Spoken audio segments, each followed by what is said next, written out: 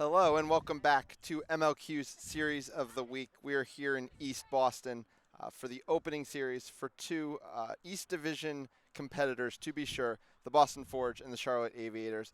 I'm Ethan Sturm. Joining me, at least in the booth, maybe not for the calls, is Nick Jablonski. He's a busy guy. He's got a lot to manage behind the scenes, and we're very grateful for it. Nick, we watched two teams in the East Division that would be considered contenders go at it in our first series of the week, New York and Washington. Now we get two more. I was talking to these teams before the game, and here's what Steve Blitzky told me. He told me both of these teams watched what they saw last week in New York and Washington, and they think this is the battle for the top of the East Division. What do you think, kind of from what you know about these teams, from what you saw last week in that regard? I think that's a bit of a hot take for sure. I think the East is going to be fought all the way through. There's no way that we can know that this is the battle for the East Division coming in right now. Both teams here are going to match up super well against each other. Both have strong beating cores. Both have young upcoming quaffle cores too that are going to be really fast and definitely look to push the pace. Yeah, you mentioned all that turnover specifically in the Boston quaffle game. So retirements kind of up and down the roster, most notably Jake Archibald, Grace Dastu, Teddy Costa, all either Team USA players or Team USA level players. They all need to be replaced. What do you see? First of all, what do you think they might come out looking like? How do you think they might play these first couple lines? And what do you think we'll see from the quaffle game?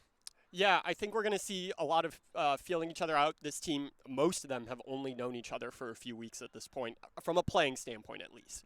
They obviously know each other. There's lots of names up and down, right? The addition of Taylor Crawford to this team is going to be big. You have Ryan Fenning, who didn't play a snap at all in the USQ season.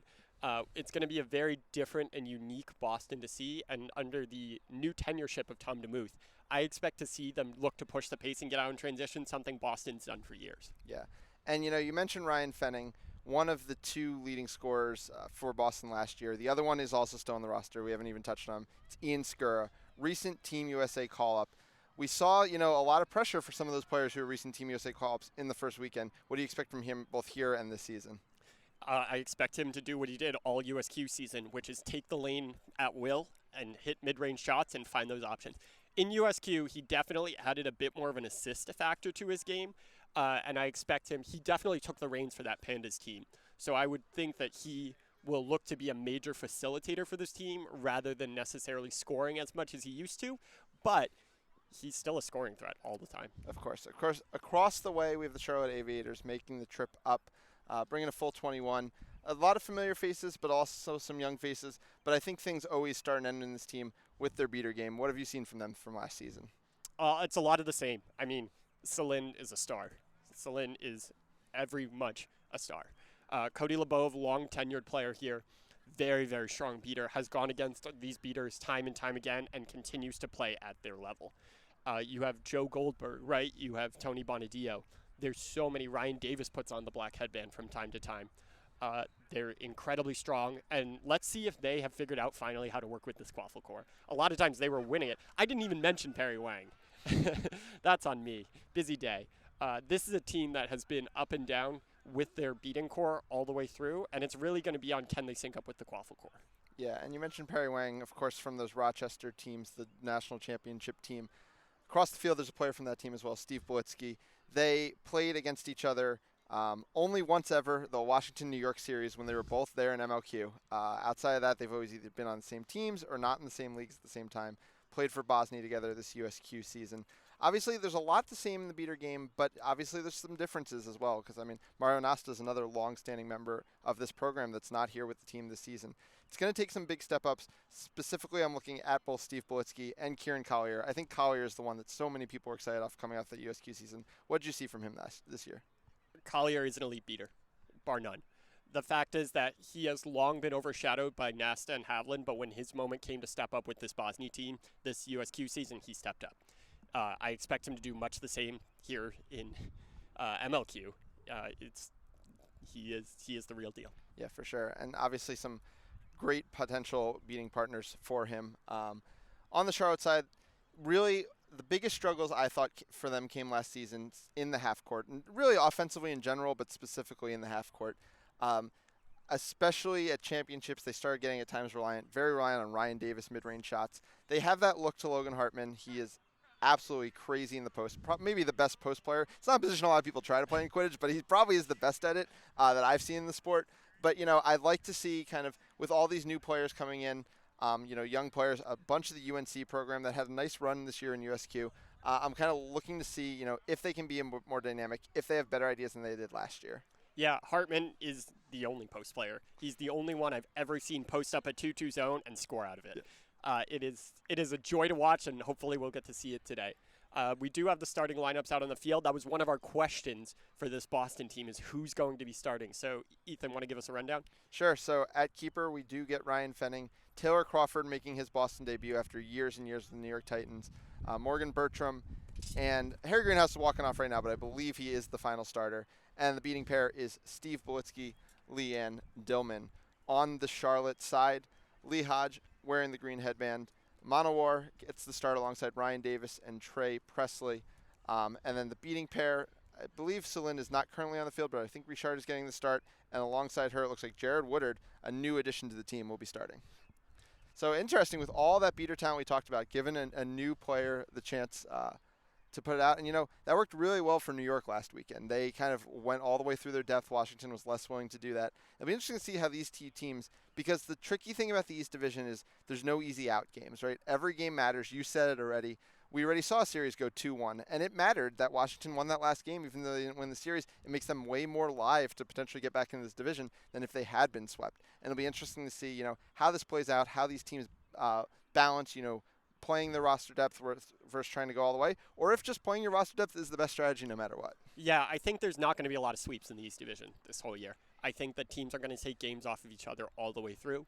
I think this is the first year where we're going to see a ton of parity across the league from that. We've seen a lot of parity in that mid to lower level, but we're going to see it all the way through each division for sure. Yeah, and of course, along with the starters right now on the field is head coach Tom Demouth.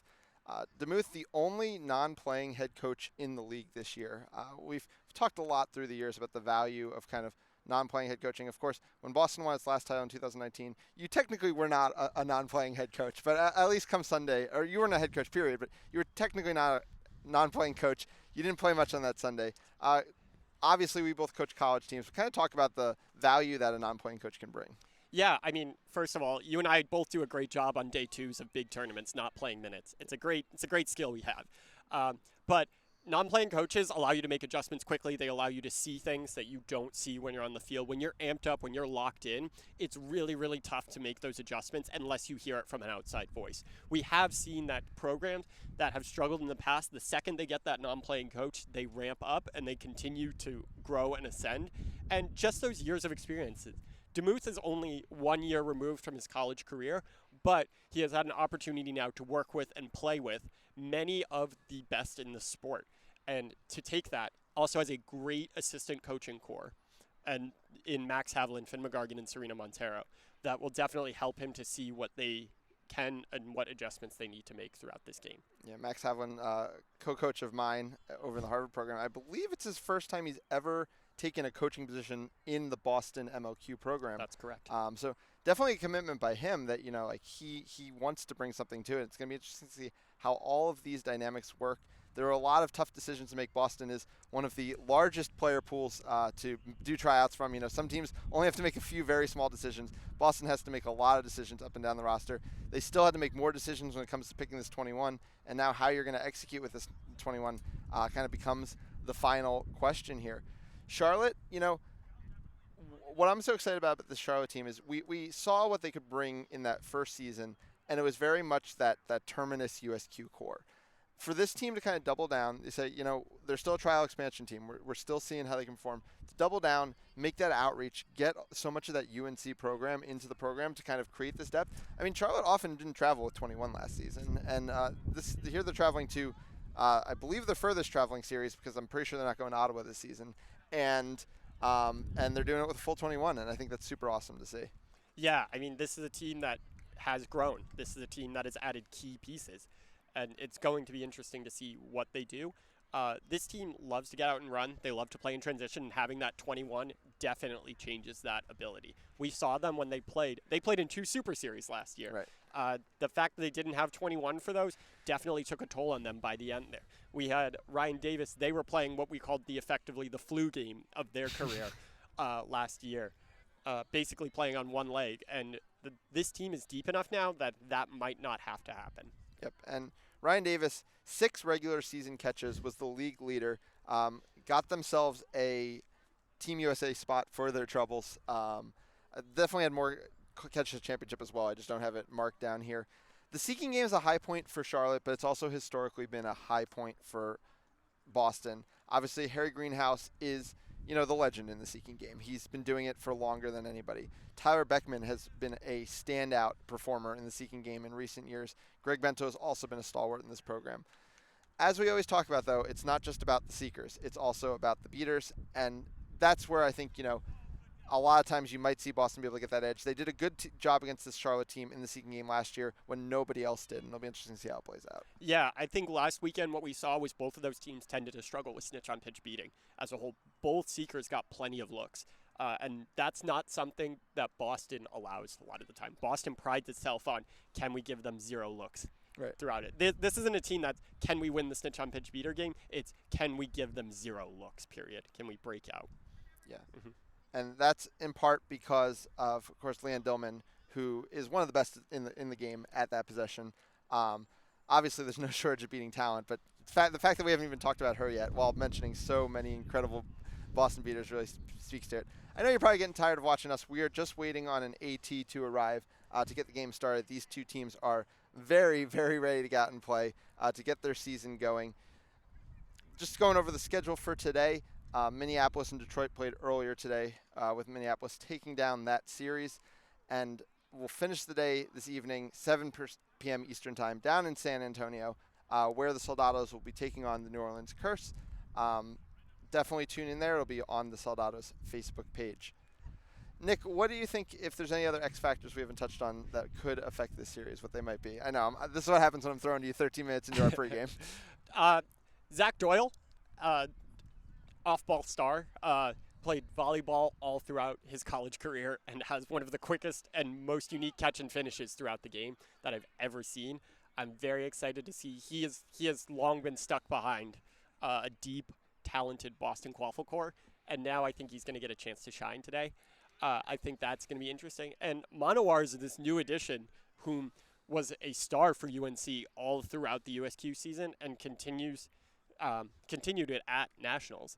And he looks to be getting the start today and could change that up. It allows them to push some other players a little bit deeper into their depth, and it's going to be really, really interesting to see if his adjustment. We've seen that college players as a whole on the Quaffle side have adjusted very quickly so far to this MLQ season.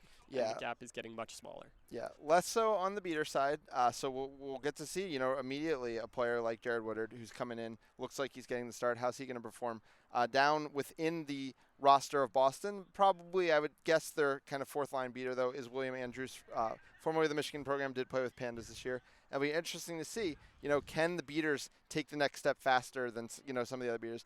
It's hard, you don't in college, there's no Max Havlins, it's a very, very different game in the beating game. Whereas in the Quaffle game, I think it is a lot more similar kind of game. Yeah, and I think that the MLQ game as a whole in the beating game is just so much faster. It's so much faster. And we saw that beaters who even were on practice squad last year came back to the college game, and their first thing they said was, it's so slow. Right. Brooks Smiley came out and dominated at USQ Cup after a summer on the practice squad, and just answered that it's so slow. And this speed is going to definitely be tested right away with Leanne Dillman, Steve Politsky, and Celine Richard out there for these teams right away. Yeah, and, honestly, even the Quaffle players realize the difference in the beater game. I've talked to some of them, so far this season, and a couple of them were like, I get out on the field and I start losing track of the beaters.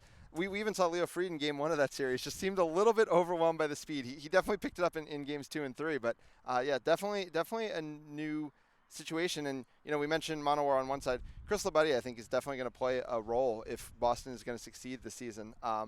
Both, in terms of being a solid part of that second line, it looks like he's not going to start. Good chance we might see him out there with Ian Skura. He's the kind of player that might be able to, mark up a Logan Hartman, which is not an easy thing to do. And Logan's also not starting, so maybe we'll see them going up against each other. But yeah, we'll see how these players make that switch. I think is such an interesting part of what we're up to here.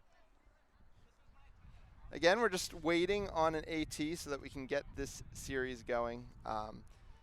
We are in East Boston, and Boston decided to throw us a curveball and close one of the tunnels under the harbor. East Boston across the harbor from mainland Boston, and everyone's been having fun with that, and we'll be having fun with it for the next 2 years, is what they say. But it'll be more than that. That's how Boston works. Yeah, I've been waiting on a T extension for 7 years, Ethan.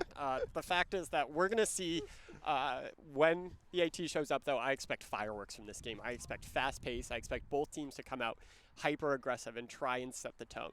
If both teams really do think this is a battle for the East Division in this game, then the fact is that they will have to come out fast. Yeah, and I think that's what we've seen. Both teams were very amped to get going, and then had to be dealt this hand of a delay by head ref Chris Lecomte. But it's they want to get going. They are fired up. These aren't teams who are just kind of like still sitting in their huddles, chilling out. These are teams that want to start pushing this game forward. Yeah. All right, so we just trying to get an update here. We're a little bit isolated. I don't think we've gotten anything through the cam. Nothing yet. We're still waiting.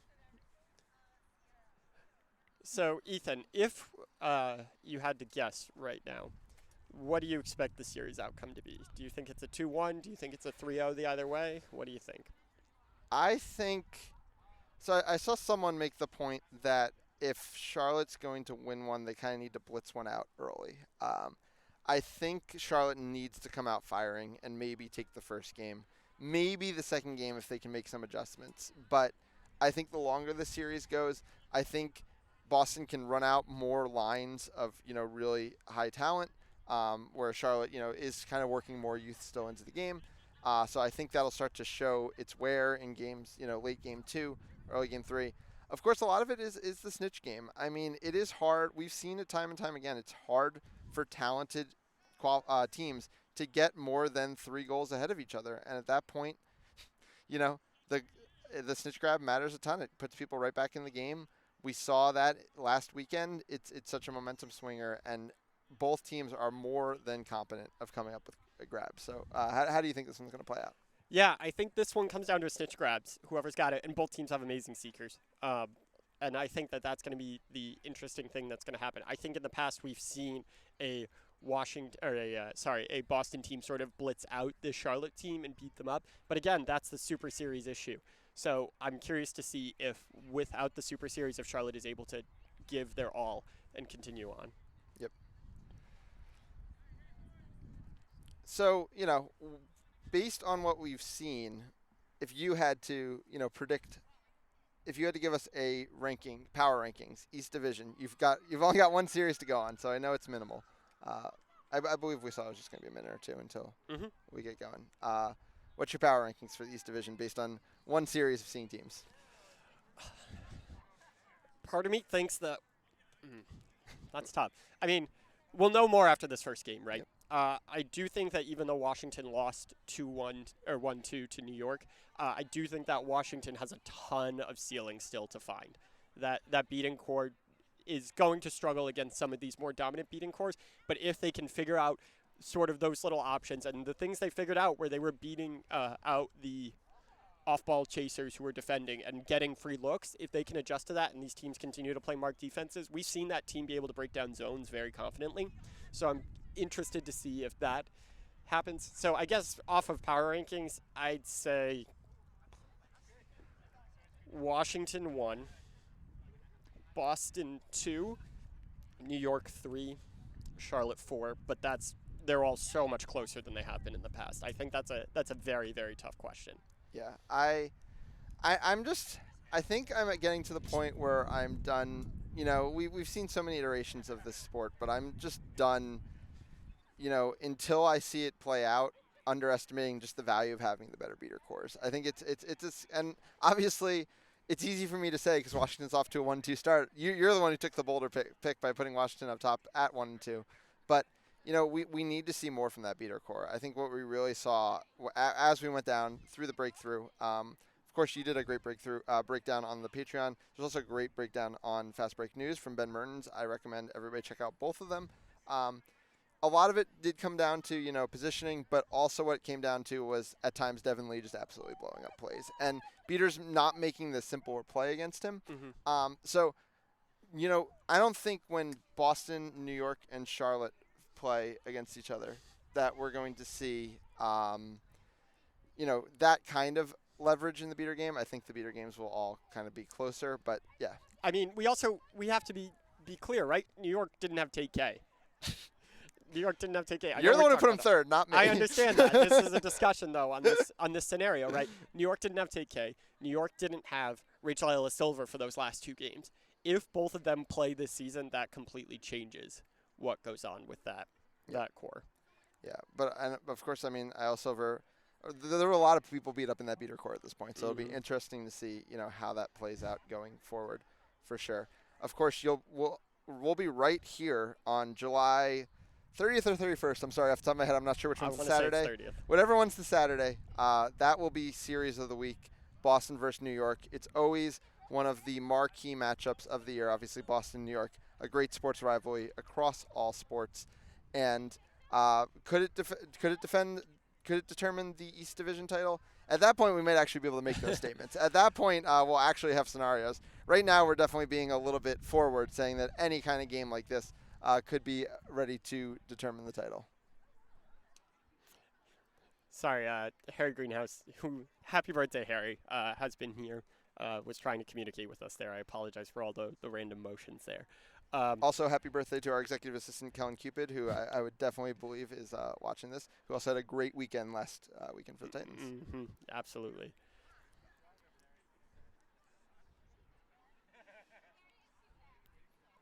So, with Team USA's Ian Skura not starting for this Boston core, do you expect that he in the past has been sort of a spark plug off the bench for this Boston team? Do you expect that's sort of what they're looking for, or they've just seen that Fenning has played a little bit better at the beginning of this year, or where they're going? I think you have to split up Fenning and Skura until you can know otherwise. These are the sources of goals exist in this team. You know that Skura can score by driving and dishing, driving and shooting, getting to the hoops. Fenning is so dangerous behind the hoops. What is interesting is he is wearing, the green headband. Obviously, it doesn't mean anything for how you have to position offensively, but if he's I would not use him as the primary ball carrier on this line. Oh, absolutely not. If Greenhouse is going to be starting alongside him, it's not going to be Taylor Crawford though either, which puts a huge onus on Harry Greenhouse to kind of set up for this team. But that's where we've seen Harry at his best, right? Harry has been that facilitator. Harry has won a national championship being that facilitator, multiple. And the fact is that when he's had to play off of Ian Skura, that's when he's tended to struggle a little bit more, and we've seen him be a little bit more stagnant. So if he can be that facilitating option up the top, I don't want to see what a Greenhouse Crawford pick and roll looks like if I'm a point defender, but I want to see what it looks like from this booth. Sure. Alrighty. Well, I believe we have our AT on site, which means we are about to get started. Nick, I appreciate you taking the time with me. That pregame went a little longer than we were planning on, but we're about to play some Quidditch here.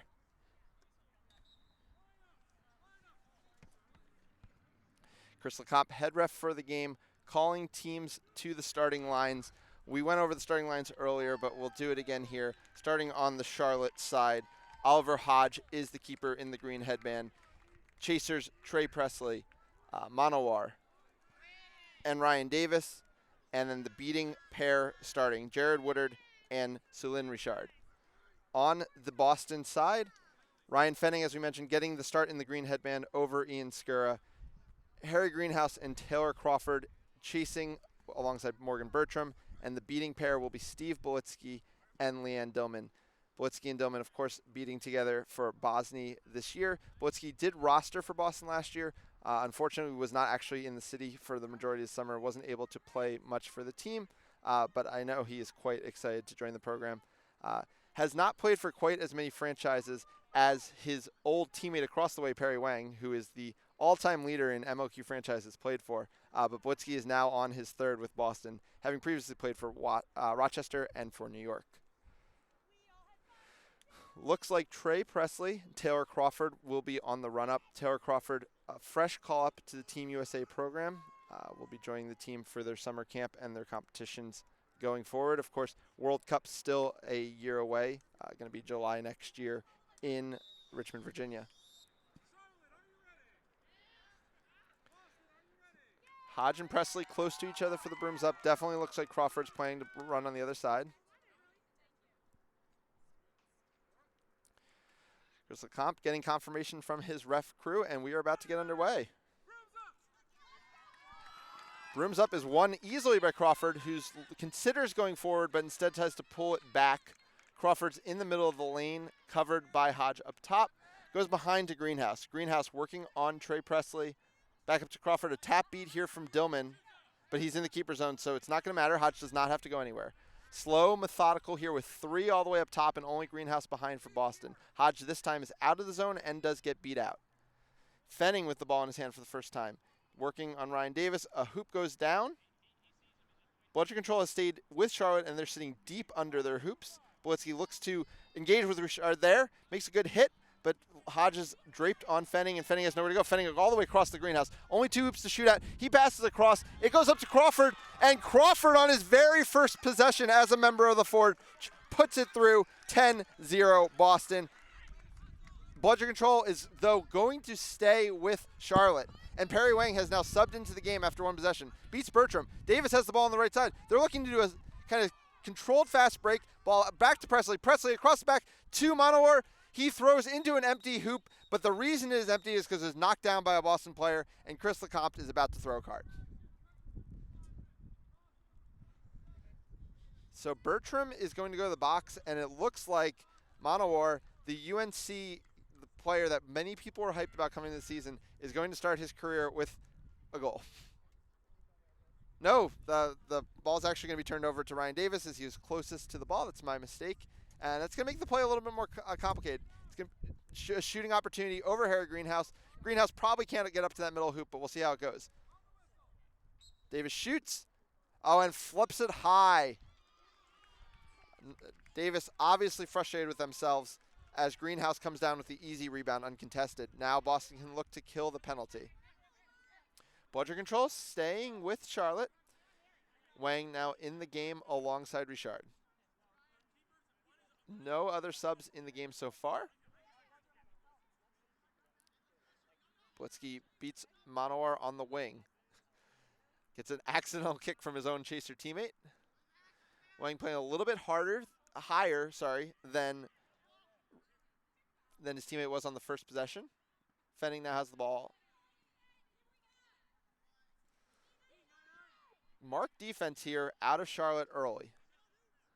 Of course, Boston, a team very willing to use tap beats, which is one of the most effective ways to break down a mark defense. Fenning getting deeper and deeper here. Presley can't get to Fenning originally. He's going to end up making some back contact. Crawford has the ball, trying to get by Hodge. Flips it back to Bertram, who's now in the game. Bertram goes right, just barely across the half-court line, but it's going to be all right. The advantage is going to reset everything here, and I believe Presley is headed to the box. They engage with the back of Ryan Fenning.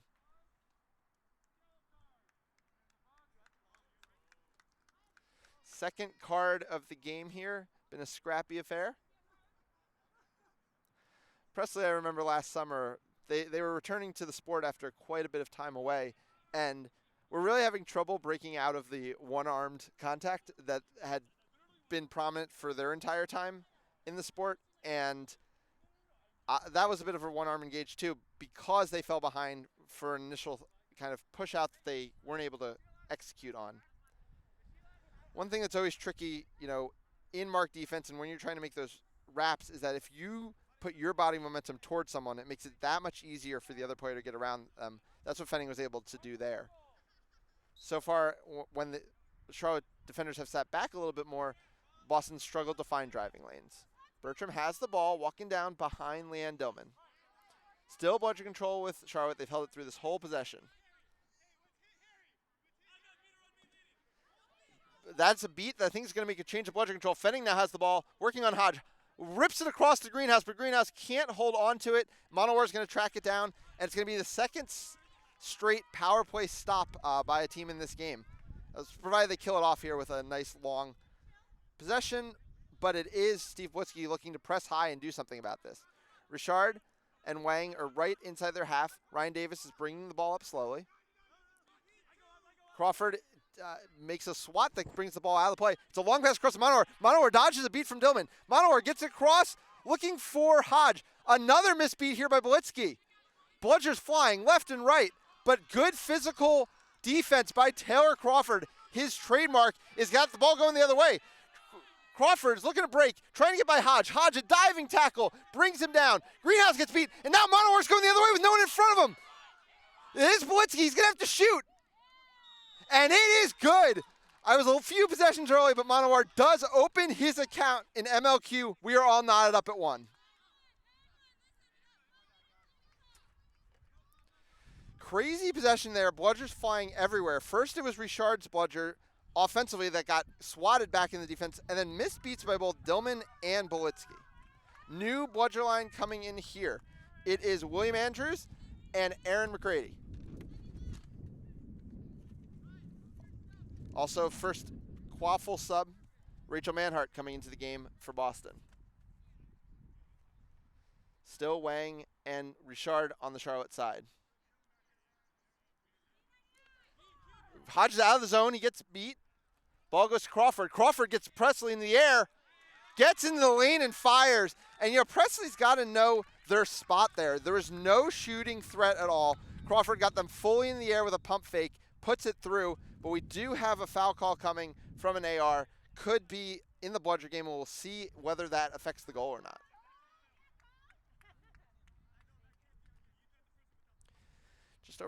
Just almost 5 minutes here into our first game. A bit of a late start if you're joining us. But we have a great one here for our series of the week.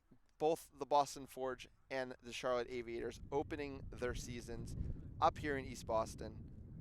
1-1 early, could be 2-1. We're waiting on a final call here. Head coach Tom Demouth of Boston just having a quick word with the comp, but we have not gotten a call yet.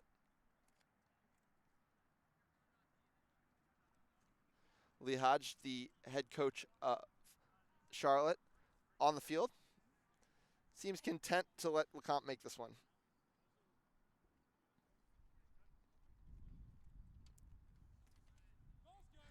Looks like no call on the field. 20-10 Boston.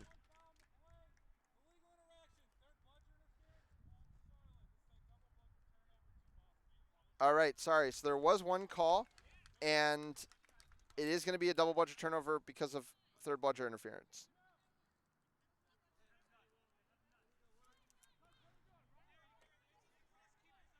So ball will start with Charlotte. Joe Goldberg, freshly subbing in the game, picks up the team's only Bludger as Harry Greenhouse tries to press, but with no beater help, never going to get much out of that. And we also see Mickey Harrelson making her debut for Charlotte. Harrelson working on Andrews. Ball goes across to Hodge. Hodge rips it back in the middle for Presley. Presley, a long shot, goes high, rolls out of bounds. Chance for transition here for Boston. No, there might be a call on the field. Ian Skur now subbing into the game, looking to run this tempo-based fast break. McCready in front of him. Goldberg pump fakes once, enough to slow down Skur's tempo. Skur working on Hodge, gets in the lane, shoots high, rolls off the top of the rim. Harry Greenhouse has the ball. Ryan Davis has the rep, but he slips out of it. Manhart gets beat on the long pass, and I think we'll finally find out what that Bludger call is. Good defense from Charlotte here early, working that mark defense, making a lot of clean stops, and the beaters have really been able to clean up some of the passing opportunities.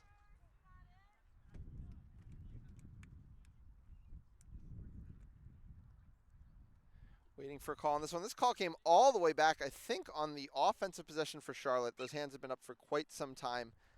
Of course, Boston had the fast break, weren't able to convert. So far, Boston on the board with 2 goals from Taylor Crawford, the longtime New York Titans veteran, in his first ever game with the Forge. And it was Monowar on the Charlotte side getting his first ever goal in MLQ. get us to this early 2-1 score.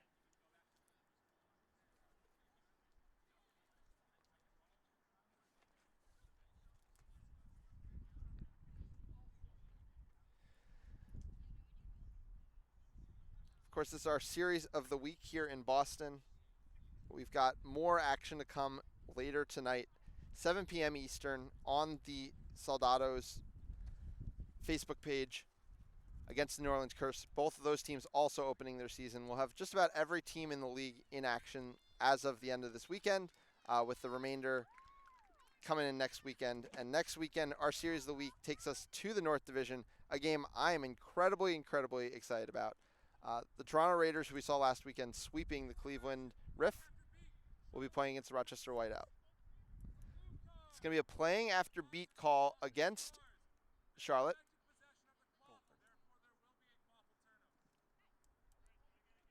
It's going to be a quaffle turnover. Ball goes back to Boston. It's going to have to be doled out. Tyler Beckman, I think, was the closest to that quaffle, but Harry Greenhouse definitely wants it. He's a little closer to the hoop. Beckman on the field for the first time. Goldberg is the one headed to the box.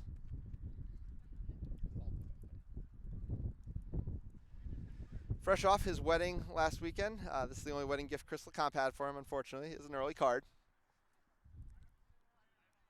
The ball does go to Beckman, so Greenhouse, as much as he wanted it, won't get it, but Beckman might be able to slip one past to him.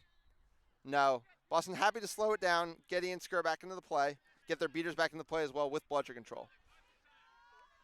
Hodge is beat. He just outside the keeper zone. They were able to clear it out there, and it's a shot put through. 3-1 here early for Boston. Ian Skura with his first of the season, the team's leading scorer a season ago. Madison Burns in the game for the first time.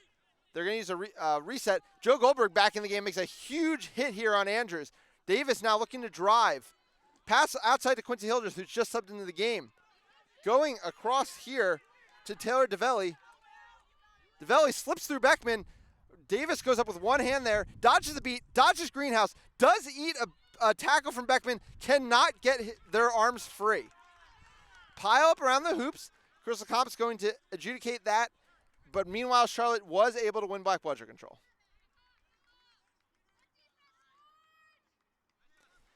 An eventful play there, but again, Boston's defense just barely able to stand strong. DeVelli, another one of the new additions here for Charlotte that we're going to be seeing making their debut. Manhart has the ball up top. Cross to Beckman, back to Skura. Max Havlin now in the game for the first time alongside Louisu, who makes a big tackle, but Joel Goldberg's able to clean it up. Ball goes back behind. Oh, and it's knocked away by Burns. A huge defensive play there by the Charlotte Chaser. Peter Lawrence, who just entered the game, was looking for a dunk, and Burns was able to strip it away. Pass across here to the wing. Big tackle there by Beckman. Goes back to Hildreth. I believe that's Tyrell Bird, who just entered the game, now has the ball, working on Lawrence. Goes past Lawrence into the lane. Gets one to Dively. Dively also opens their scoring account here. And just like that, it is 4-2-2. Sorry, 3-2. Close one here early. Manhart's still in the game. It's not subbed out yet. We've seen every other player on Forge sub out to this point. Skura with the ball. Hildreth up top. Over to Lawrence. Boston back with 3 up top. It's now a hoop zone here out of Charlotte. Pass behind to Zach Doyle. Doyle looking to drive, but a big hit there by Bird. Looks like it's coming with a card, though. Bird was not able to play with this team last season, even though many of these players play with him on Terminus in USQ. Now within the team's radius range, playing with them now. 8 minutes and 30 seconds into this one, 3-2. Zach Doyle a chance to make it 4-2 here. Dively and Hildreth trying to shut down the shooting options. Manhart and Skura, though, are going to be passing options coming in from the top. Oh, Skura bobbles the ball. Still has a chance, though, because Max Havlin's giving him so much space, but the pass is over Manhart's hand. Zach Doyle has it. Quincy Hildreth trying to avoid a card, does so successfully. Doyle misses the shot. Now it's back up to Skura. Skura being tracked by Burns. Big assignment there. She does slip off so that Hildreth picks him up. And there it is. Skura 2, Doyle 4-2, Boston. It was a scramble, definitely a little bit sloppy there from Boston, but they finally got into the set they wanted, which is Skura driving the lane and looking for passing options. The other scary note there on Charlotte's side is just how deep Max Havlin was able to get into that zone. And he's now looking to press. Ball goes back to Bird behind. Bird slips through Lawrence across to Burns. Oh, it's a huge beat from Max Havlin. Havlin looking to run up the field in front of his chasers. Skura happy to follow. They do still have bludger control.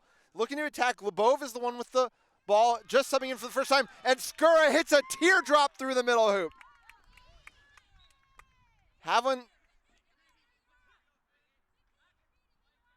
Okay, Havlin is going to get that bludger. Cody Lebov wanted to ignore the beat. The crowd happy, and it's a loose pass here. Havlin's now pressing single-handedly, and he's got help. Bird with a big block. He's tracked here by Finn McGargan. He can't block the second one.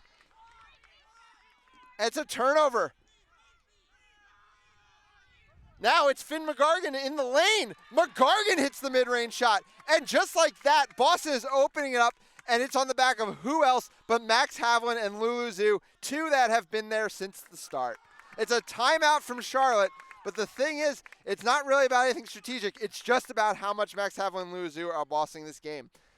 Nick, it was a slow start. We saw a lot of, kind of sloppy play back and forth. Just like that, Boston breaks out of it. What have you seen so far in this one? Yeah, I mean, Boston's passing isn't as crisp as it used to be. That's plain and simple. They are not getting what they want to see in the half court. They're getting it off of fouls that Charlotte is committing. If Charlotte calms down and continues to contain those fouls, I think Charlotte has a real chance to make this excellent timeout by them. Yeah, for sure. But I think things definitely were changing, not just on the fast break, but, in the extra things that Skura could offer in the half court, especially with that drive and dish. The first line, I feel like we weren't seeing much at all in terms of ideas against this Mark defense. Really, 3 people up top is not what you want to be running against Mark I think defense. you're underselling Zach Doyle. Zach Doyle's off-ball movement is really what made that line. Skura stood pretty stagnant up top.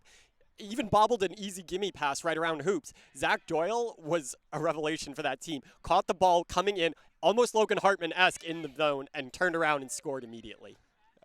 All right, we're about to get started here again. Charlotte needs some answers, and the first thing is going to have to be getting some bludger control away from the combo of Max Havlin and Lulu Zhu. It does look like Zhu is about to sub out. I don't know if Havlin will be following. Montero is going to be making her debut for the season. Another one of the assistant coaches on this team, alongside Max Havlin. Of course, as we mentioned, Tom Demouth, non-playing head coach for this Boston squad. We'll see what Lee Hodge drew up in the timeout here. He's been off the field for a few minutes. He's had a chance to kind of take in how the game's been shifting.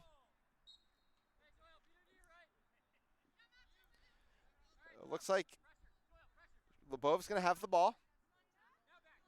And we're getting a full sub line. Logan Hartman entering the game. Talked about what he can bring offensively. Lebov is going to make a beat on Havlin, but Havlin's happy to throw back. Montero, as we mentioned, now his beater partner. Davis into the game again, this time with the green headband. Hartman and Davis up top. Davis trying to get by Doyle. Gets into the lane, no. Has to pass it off. Hartman fires one. Big block by Skura. Mary Scott knocks down the rebound back to Skura, and now he has a chance to run. Against one, they choose to slow it down here.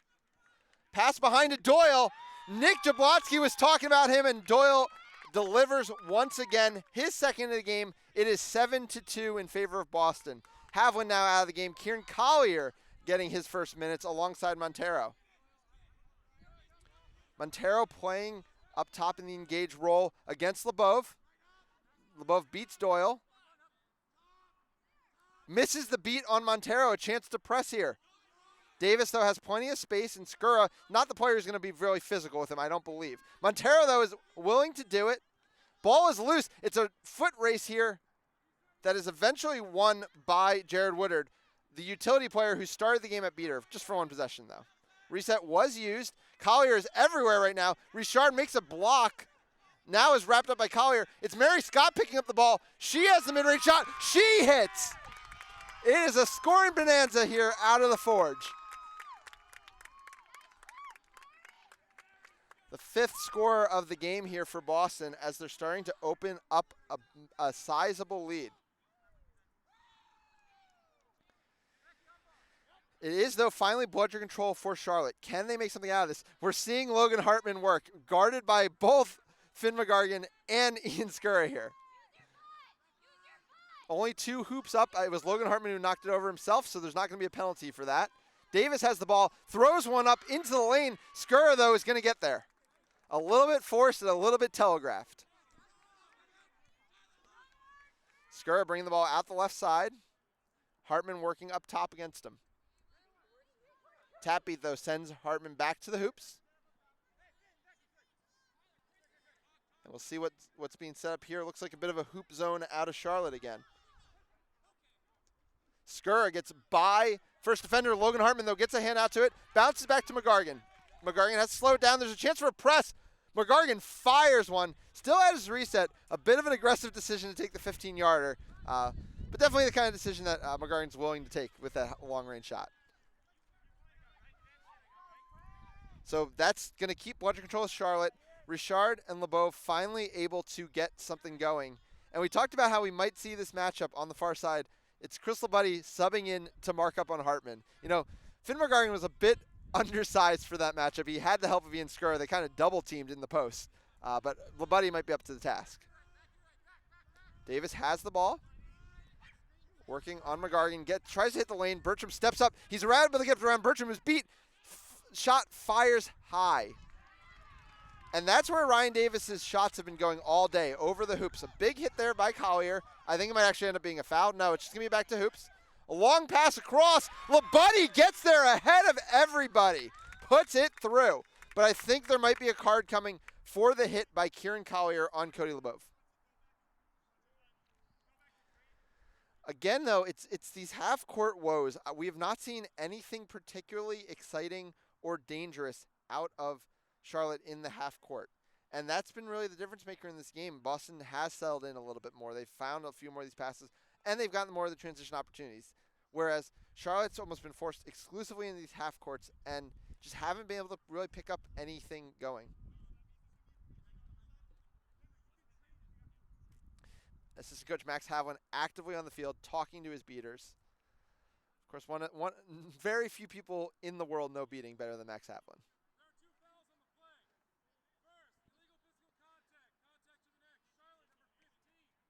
So the first call is going to be against Cody LeBeau for contact to the net.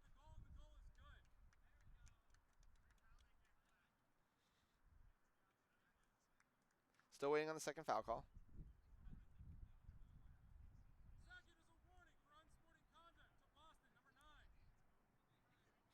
So Kieran Collier is going to pick up a warning for unsportsmanlike conduct. And LeBeau will be picking up the card for neck contact. No time served. The goal will be good. But he gets on the board in MLQ for the first time. Core part of that Tufts team that made a run to the Final Four just last month at U.S. Quidditch Cup. Of course, losing in heartbreaking fashion in next goal wins against Creighton. I'm just here to make my producer sad. Ball's going to start with Charlotte. Ryan Davis looking a bit dejected, taking the ball down. Of course, they've had a couple of shooting opportunities where they've just gone way high of the hoops. They're going to need to figure out a way to get that shot down.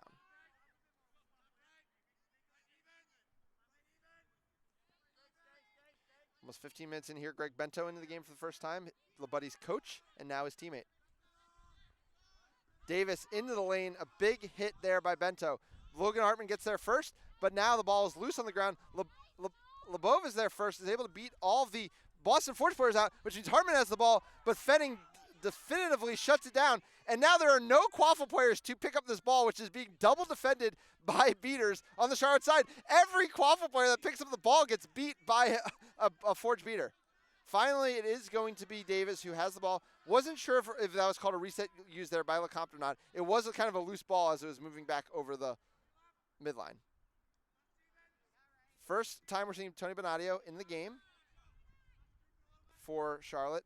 He does get to come in with ball control. Always nice. Hartman has a shot. He takes the mid-ranger over the middle hoop, and that's all we've seen out of Charlotte. Shots flying over hoops. And, you know, we talk a lot about how when you're taking shots in Quidditch, it's a lot easier if you're doing it with some momentum behind you. It allows you to, you know, put push shots into your game and, you know, have a little bit more accuracy. That was a planted foot throw, just a straight up baseball throw there out of Logan Hartman. It goes way high over the hoops.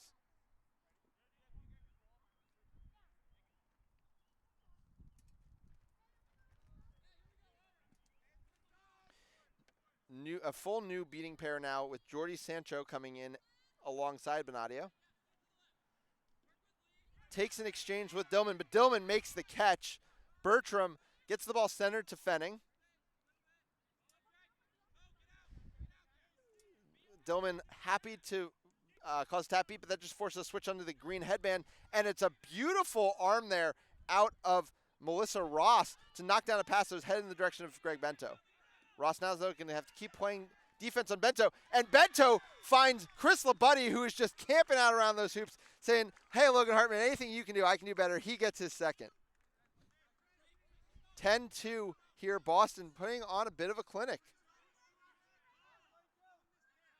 Davis going to sub back out of the game here. Lee Hodge, the team's head coach, finally coming back in. Trey Presley as well. A win exchange there for Steve Blitzky. Presley looks for the long pass. Ryan Fenning is all over that one. He is looking to run in transition. Hartman in his face. Fenning takes the mid-range shot, and of all the options Fenning had there, it's not the one I would have chosen. Greg Bento was open for the pass behind. Fenning is one of the more physical drivers in the game. Could have just tried to drive through. The mid-range shot, maybe not what he wanted there. Presley, really, unfortunately, I think is going to use the reset there. Not sure if I saw the call, though, from head ref Chris LeCompte. Presley's going to get in the lane, going to rip a shot. High and outside, the theme of the day here for Charlotte shooting.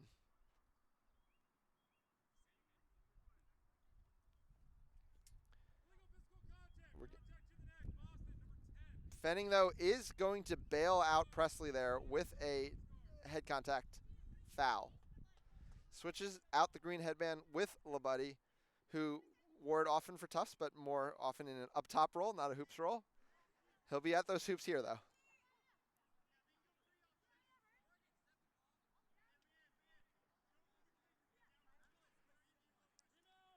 (10-2) the score. Charlotte really could use this power play opportunity. Devin Classic coming into the game for the first time here, has the ball on the wing, blocks a beat from Dillman, tries to get to the hoop, across the way. Oh, he was looking for Adeline Morris, but she can't hold on, and Labuddy takes possession. Classic coming in for Presley. Looked like they might have taken a knock on that tackle there from Fenning. Bertram with the ball on the left wing. Bludger control with Boston. Down a player, though. Bento, Labuddy, and Bertram going to have to kill this penalty together. We'll see how much leeway they're given in terms of slowing the ball down here. ARs want a call. I believe the call is going to be against Charlotte. And we finally get a stoppage.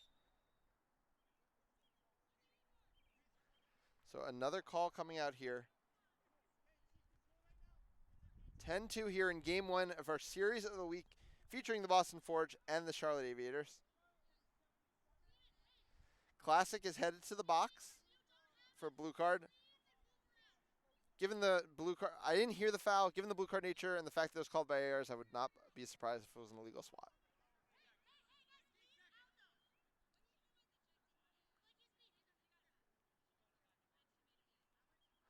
Greg Bento has the ball. We're now playing 3-on-3 Quidditch in the Quaffle game. Bento looks to hit the lane, fakes a shot, just drops it back to Labuddy.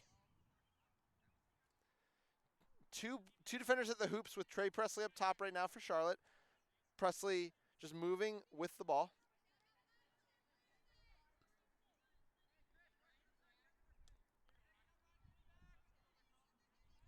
Bento and Labuddy just passing it. They're happy to kill the penalty, which they officially have. Ryan Fenning back in the game, taking possession of the ball up top. Bento now the lone player behind against this, 1-2 zone, as it were, with the penalty. Fenning working on Presley, floats one behind to Bento. Bento gets around Hodge. Bento's shot goes low. Fenning gets the ball, though, looking to drive. A big shot by Classic. And Bonadio is able to clean it up. Classic, a huge hit there on Fenning to stop what would have been an easy goal-scoring drive. Presley with the ball now on the left wing. All of those penalties have been served, so no goals to come. I'm not sure anyone scored a power play goal yet in this one. Maybe one or two. Hodge has the ball. A lot of space to work. Nobody's stepping to him quite yet with Bonadio protecting him. Goes out on the wing to Morris. Now it's back to Hodge. Hodge in the lane. Finally, a Charlotte player gets one to fall, and it is none other than their head coach. Hodge gets on the board, his first of the season, and is now 10-3.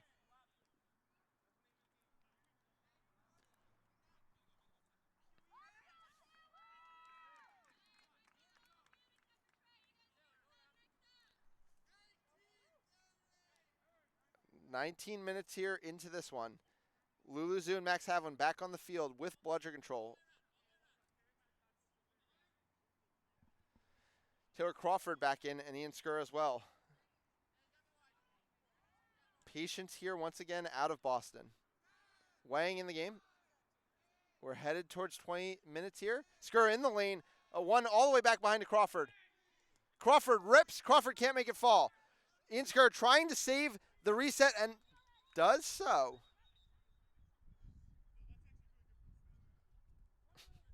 Max Havlin's happy with the call, I believe, because it was considered a lost possession, which stops the 20 minutes.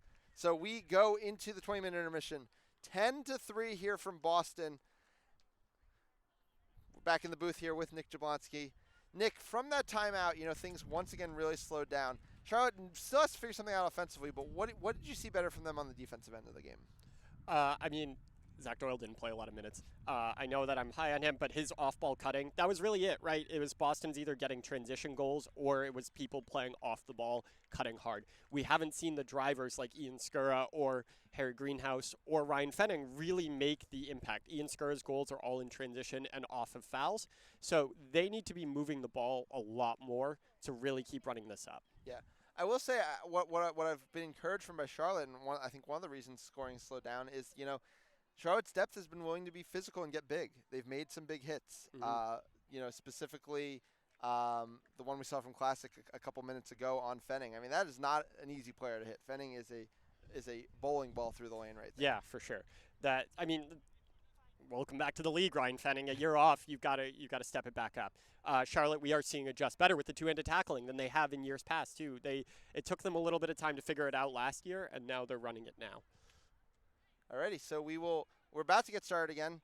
We'll see who the starting seekers are. Ryan Davis, of course, will be starting for Charlotte. They could really use a pull here to help their team pull a little bit closer in this one, though. It's a tall hill to climb no matter what. And Harry Greenhouse, the veteran presence, getting the start across the way. 2 catches for Greenhouse last season. It was Tyler Beckman, the leader in the regular season, with 4.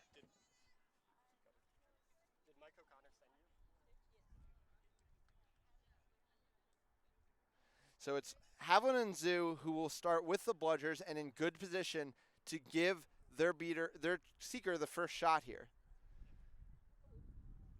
Up against Wang and Bonadio, who will have a long trip here to try to get into the seeker game. Boston will likely be patient, wait for the beaters to clear out, hit their chance to score from there. But we have seen the physicality from the Charlotte side. Classic happy to hit a couple possessions ago. They're still in the game. Oliver Hodge also has been a physical presence for this team so far. Set score is going to be 160 here. Of course, only 6 points above is the set score in MLQ, with Stitch Catch still being worth 35. Skur and Manhart working it in a corner. Again, I think they might wait for the beaters to clear out.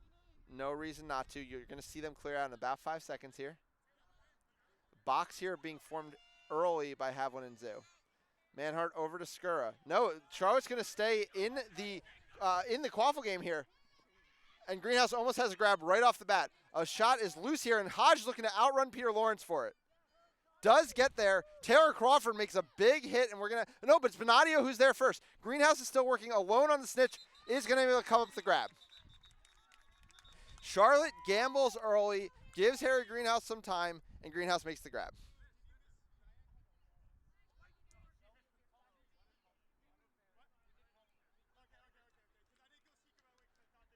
So if that catch is good, 135-30 will be the score. Boston will just need 3 goals to put this one away. Catch is good. So we'll see if Charlotte sticks out that strategy here going forward, because, you know, it is bold to allow the Boston Seekers that much time. And I think if Ryan Davis was able to get a shot or two, they also could have delivered a catch there. Don't worry about it. Hey. All right. 135-30 here. Lee Hodge might get an opportunity. I'm not sure if he knows where Max Havlin is in this play. You're good. You can just walk away from it. Trey Presley, I think, is going to try to block for Lee Hodge. But it's to no avail. And also, once again, a Charlotte shot goes flying high. Boston needs 3 more here. Taylor Crawford looking to get involved. He's got 2 on his first shift. And now bringing the ball down the right side. Peter Lawrence gets the ball in the corner. Back up to Crawford. Havlin looking to clear out, but Havlin ends up going right into Lawrence, which gives Wang the chance to make a beat, but he misses. So now it's Crawford in the lane. Over to Skura. Skura is able to put one around Alan Morris there. It is now 145-30. Boston needs 2 more goals to lock up a Game 1 win.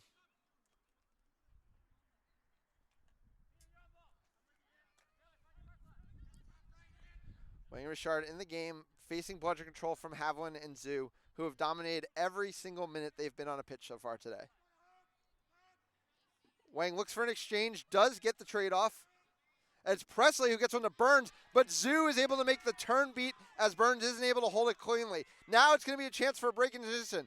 Zoo has knocked out some of the Clawful players. Across to Crawford. Crawford throws it through with authority, and it is game point Boston, 155-30.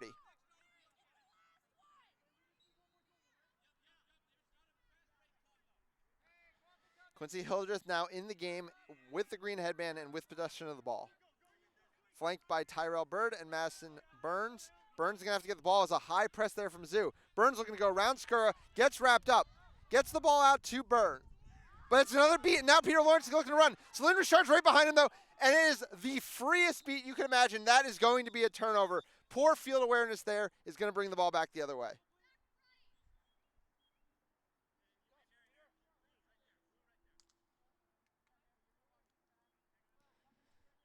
I think so it's just going to be a turnover foul, and Hildreth, I think, might have a chance to run.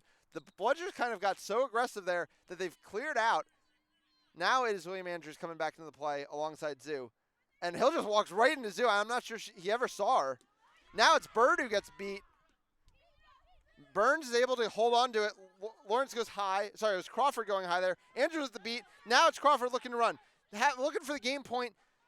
Doesn't get beat. It's a loose ball on the ground. Skura finally gets it. Lawrence has the ball on the left. The 2 old Middlebury teammates.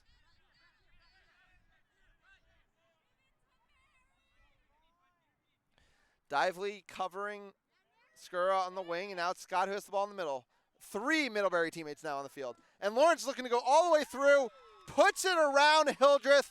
That will wait for a final call, but that would be game point if it's good.